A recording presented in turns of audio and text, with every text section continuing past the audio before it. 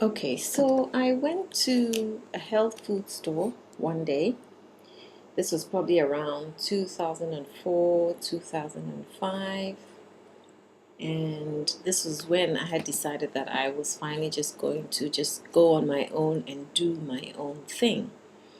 Now, I liked the title attracted my attention. It says making a living without a job, winning ways for creating work that you love.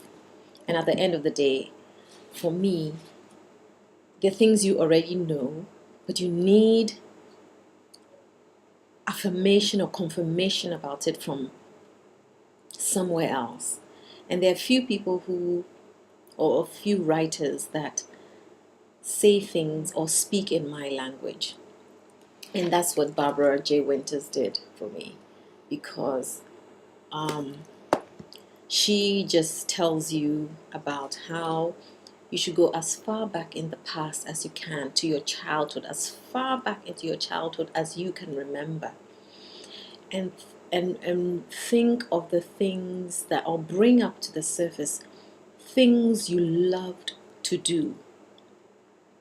And she has this whole chapters of let me just give you a quick run through, and it sort of helps you to make a living without a job. It is basically following your passions. So people talk about this: follow your passion, follow your passion, follow your passion. But this is the same thing. It's just worded differently. So anyway, I did that. I went as far back into my past as I could remember as a child what I loved to do. I loved coloring, loved drawing, loved painting, loved dolls. I love dolls. And my mom also collects dolls, and she collects dolls from different parts of the world, different parts of the countries. And because people know she collects dolls, whatever countries they travel to, they bring her a doll from that country. So we have countries from most of the countries on the continent of Africa, North America. We have like Eskimo dolls, American Indian doll, things like that, the Trinidadian doll, a Swazi doll. I mean, we have that. So it's a passion that probably I inherited also. That love, just being her child, was, became a part of me too. I love dolls. I love dolls, any kind of doll, really.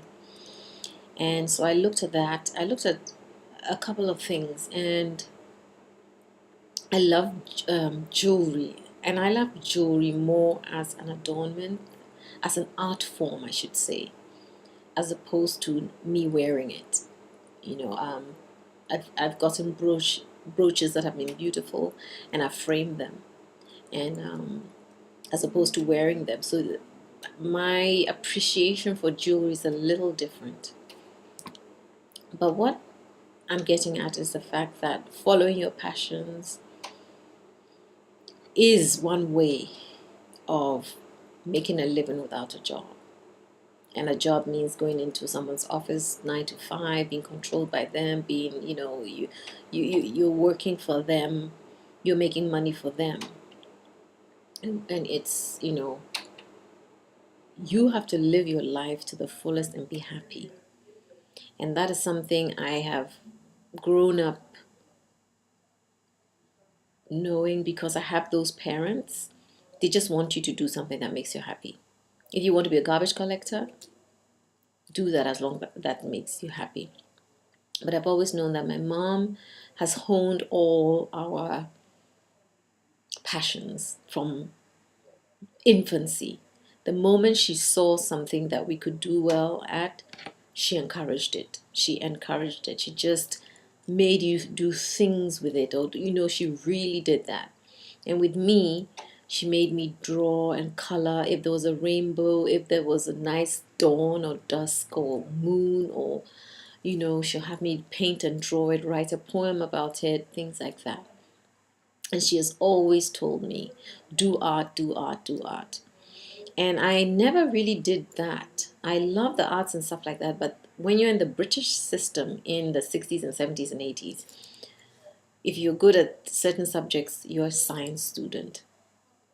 Tough titties, said it, kitty. That was just it. So I ended up in the sciences. The only thing I loved was biology, but I knew that I could not do it at college level because I'm not a library person. I cannot sit in the library for half my college life. That's just was me. I need to do creative things like that. So of course, when I left the British system into the American system,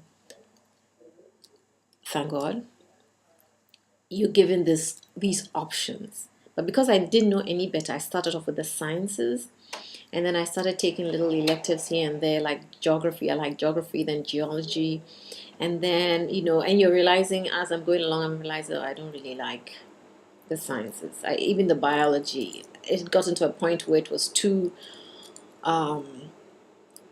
take it or leave it.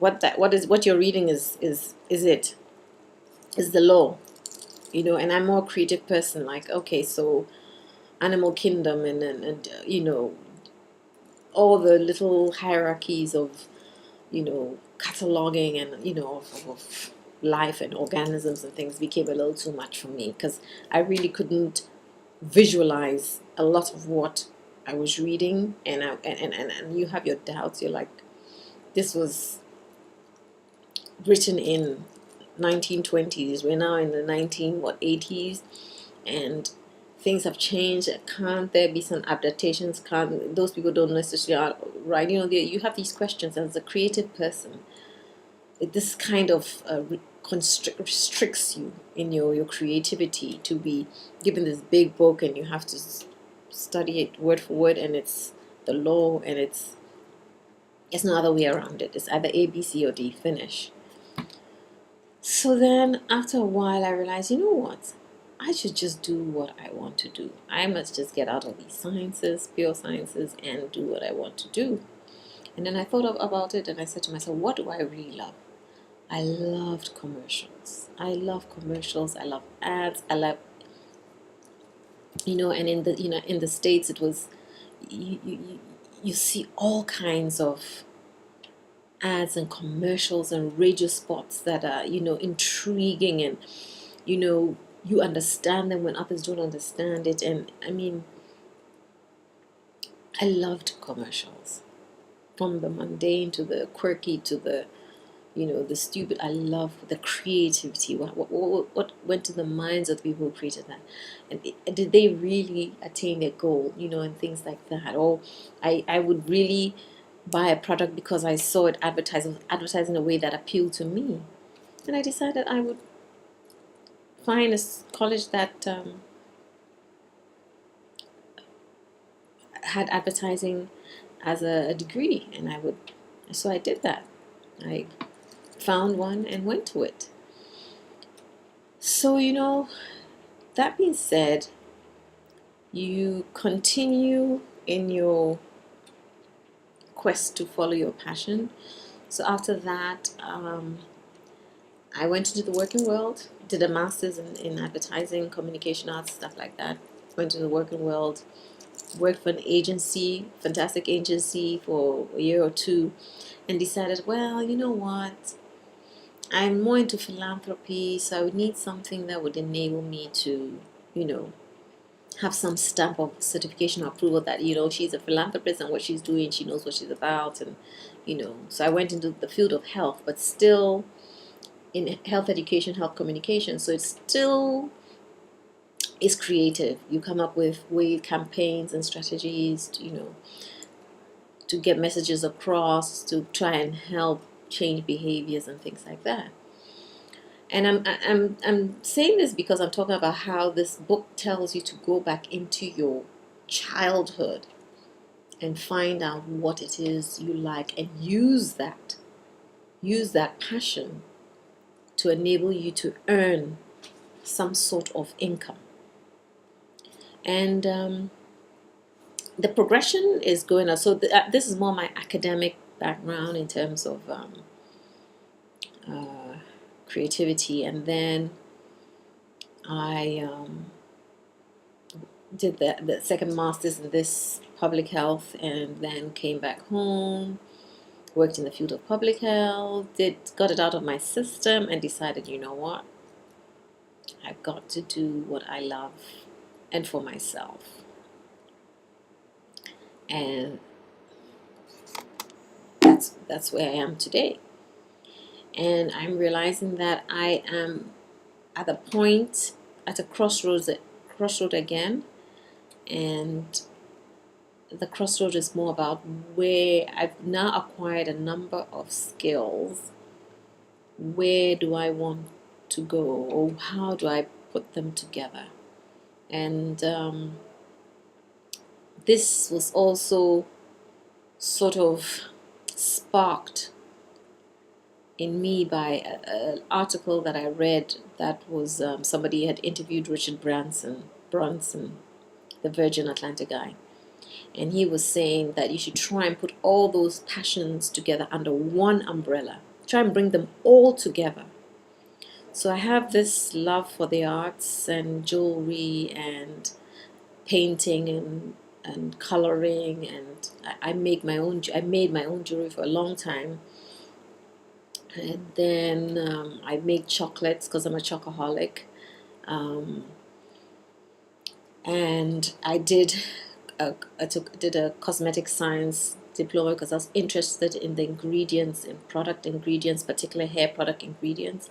So I have all that now, and I need to find a way to just put all this into one basket, or put it under an umbrella. He says, try and bring them and put them under an umbrella and see how you can create something out of that. So for me, it's more like creating my own hair product line. It brings all the creativity into it as well. It brings my cosmetic science background into it, my advertising, how am I going to advertise and market it.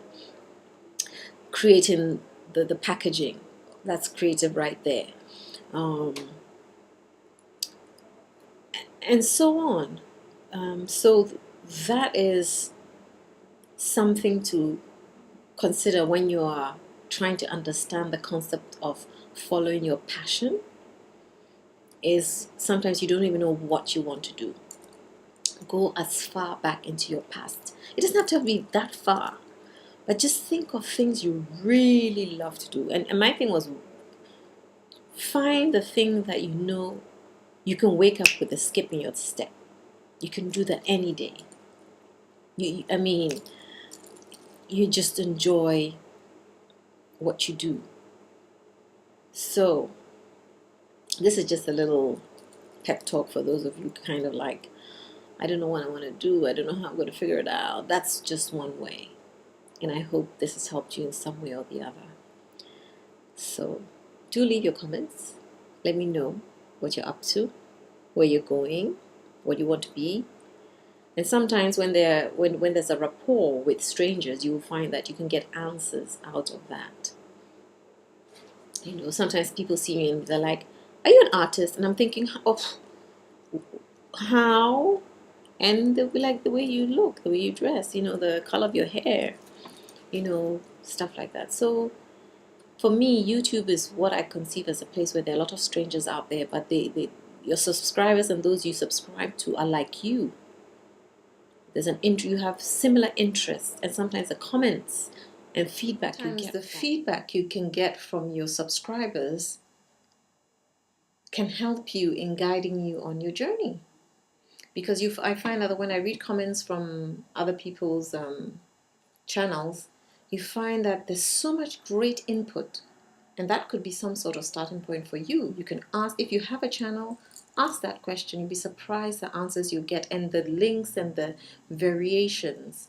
I'm going to do another segment on how you take that passion and you can break it up into components, so you're not just stuck in this niche. You can take that one passion and find so many components. It's made up of so many segments that can be sources of income. So you have multiple streams of income.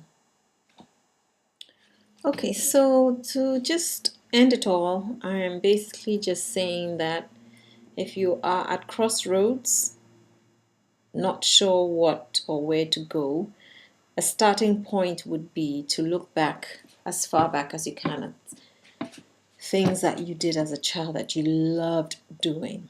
And it is through those things that you can develop a way to earn an income doing and following your passion. Take care.